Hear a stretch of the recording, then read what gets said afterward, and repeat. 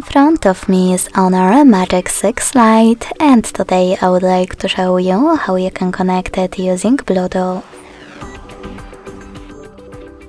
First of all, go into Settings and click on Bluetooth at the top.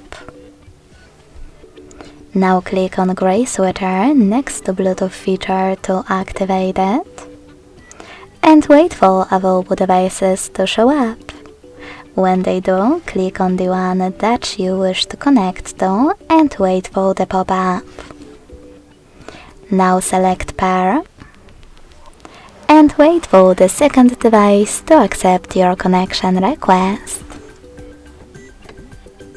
As you can see, after a couple of seconds, my devices were successfully connected. Thanks so much for watching. If you enjoyed this video, leave a like, comment and subscribe. Bye!